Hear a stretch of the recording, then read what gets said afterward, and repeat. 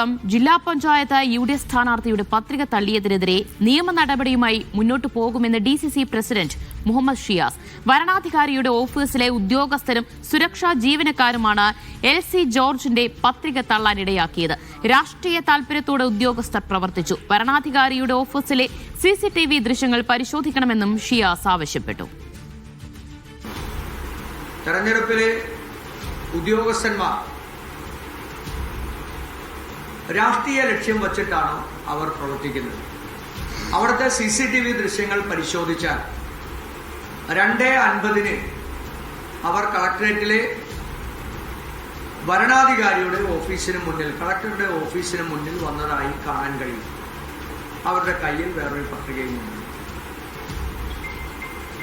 അപ്പൊ ഇത്തരത്തിലാണ് ഒരു സ്ഥാനാർത്ഥിയെ, അവരുടെ ജനാധിപത്യ അവകാശത്തെ ബോധപൂർവം രാഷ്ട്രീയ താല്പര്യം മുൻനിർത്തി ഇല്ലാതാക്കുന്നതിന് ഉണ്ടായ ഒരു ഉദാഹരണം മാത്രമാണ് എറണാകുളം ജില്ലാ പഞ്ചായത്തിലെ UDFന്റെ നിലവിലെ വൈസ് പ്രസിഡന്റ് ഉണ്ടായ ഈ അനുഭവം എന്ന് പറയുന്നത്. സിജോ വർഗീസ് കൊച്ചിയിൽ നിന്ന് വിവരങ്ങൾ നൽകും. സിജോ, LC ജോർജിന്റെ പത്രിക തള്ളിയതുമായി ബന്ധപ്പെട്ട് എന്താണ് കോൺഗ്രസ് ആരോപിക്കുന്നത്?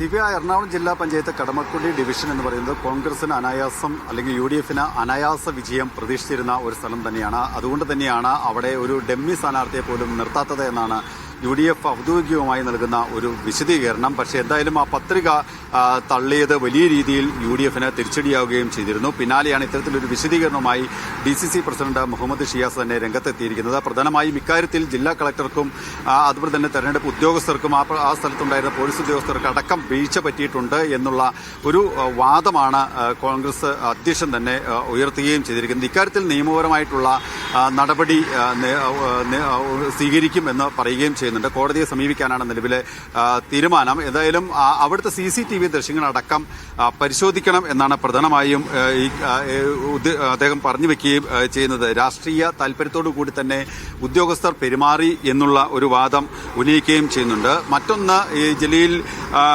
കളമശ്ശേരിയിലെ കരുമാലൂരിൽ ഒരു പത്രിക തള്ളിയത് മന്ത്രി P രാജീവ് അടക്കം ഇടപെട്ടിട്ടാണ്, രാജീവിന്റെ ഓഫീസിൽ നിന്ന് വിളിച്ചു എന്നുള്ള ഒരു കാര്യം ഈ പത്രിക തള്ളുന്നതിനുള്ള കാരണമായി എന്നും പറയുന്നുണ്ട്. ഇത്തരത്തിൽ പല ഇടപെടലുകൾ ഇക്കാര്യത്തിൽ ഉണ്ടായിട്ടുണ്ട്. മറ്റൊന്ന്, ആലങ്ങാട് ബ്ലോക്ക് പഞ്ചായത്ത് റിട്ടേണിംഗ് ഓഫീസറെ മാറ്റണമെന്നുള്ള ഒരു ആവശ്യം കൂടി ഉന്നയിക്കുന്നുണ്ട്. ഇതുമായി ബന്ധപ്പെട്ട് പരാതി നൽകാനാണ് തീരുമാനം.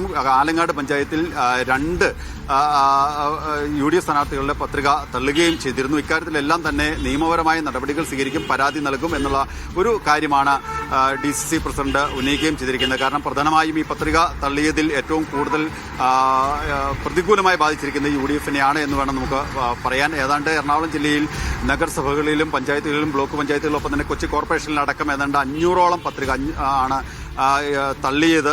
അതിൽ തന്നെ ഏറ്റവും പ്രധാനമായും UDFന് വലിയ രീതിയിൽ ഒരു തിരിച്ചടി ഉണ്ടാവുകയും ചെയ്തിട്ടുണ്ട്. അതേസമയം തന്നെ ഈ വിമത നീക്കം ഇപ്പോഴും തന്നെ നിൽക്കുന്നുണ്ട്. വിമതരായിട്ട് നിൽക്കുന്ന ആളുകൾക്ക് പത്രിക പിൻവലിക്കാനുള്ള ഒരു ശ്രമം, അതിനുള്ള ആ ഒരു ശ്രമം എല്ലാ മുന്നണികളും തന്നെ നടത്തുന്നുണ്ട്.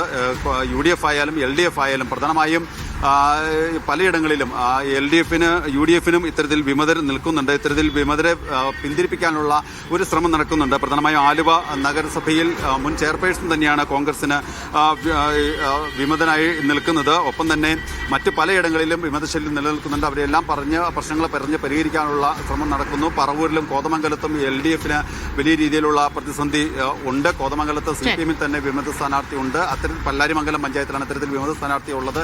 അത്തരത്തിൽ പ്രതിസന്ധികൾ അങ്ങനെ നിൽക്കുന്നുണ്ട്. ഇതെല്ലാം പരിഹരിക്കാനുള്ള ശ്രമം നടത്തുന്നുണ്ട് എന്ന് എല്ലാ മുന്നണികളുടെയും നേതാക്കൾ അഭിപ്രായം പങ്കുവയ്ക്കുകയും ചെയ്തിട്ടുണ്ട്. തർക്കങ്ങളെല്ലാം പരിഹരിച്ച് മുന്നോട്ട് പോകാനുള്ള നീക്കങ്ങളാണ് എറണാകുളത്ത് കോൺഗ്രസിനകത്ത് ഇപ്പോൾ നടന്നുവരുന്നത്. അതിനായുള്ള ശ്രമങ്ങളും ആരംഭിച്ചു കഴിഞ്ഞിരിക്കുന്നു. സിജോ വർഗീസാണ് വിവരങ്ങൾ നൽകിയത്.